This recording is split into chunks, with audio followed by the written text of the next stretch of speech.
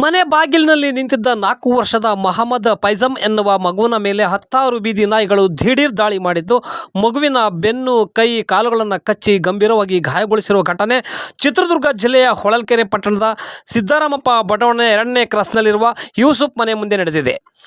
ನಾಯಿಗಳ ದಾಳಿಗೆ ಮಗು ಕಿರಿಚಿಕೊಂಡಾಗ ಮನೆಯೊಳಗಿದ್ದ ತಾಯಿ ಶಬೀನಾ ಬಾಗಿಲಿಗೆ ಬಂದಾಗ ನಾಯಿಗಳು ಮಗುವನ್ನು ಹಿಗ್ಗ ಮುಗ್ಗ ಎಳೆದಾಡುತ್ತಿರುವುದನ್ನು ಕಂಡು ತಕ್ಷಣವೇ ತಾಯಿ ಸೇರಿದಂತೆ ಅಕ್ಕಪಕ್ಕದ ಮನೆಯವರು ನಾಯಿಗಳನ್ನು ಅಲ್ಲಿಂದ ಓಡಿಸಿ ಮಗುವನ್ನು ಪ್ರಾಣಾಪಾಯದಿಂದ ಪಾರು ಮಾಡಿದ್ದಾರೆ. ಮಗುವಿನ ತಂದೆ ಯೂಸುಫ್ ಹಮಾಲಿ ಕೆಲಸ ಮಾಡುತ್ತಿದ್ದು ಎಂದಿನಂತೆ ಕೆಲಸಕ್ಕೆ ಹೋಗಲೆಂದು ಮನೆಯಿಂದ ಹೊರಬಂದ ಬೈಕಿನಲ್ಲಿ ಹೋಗಿದ್ದಾನೆ.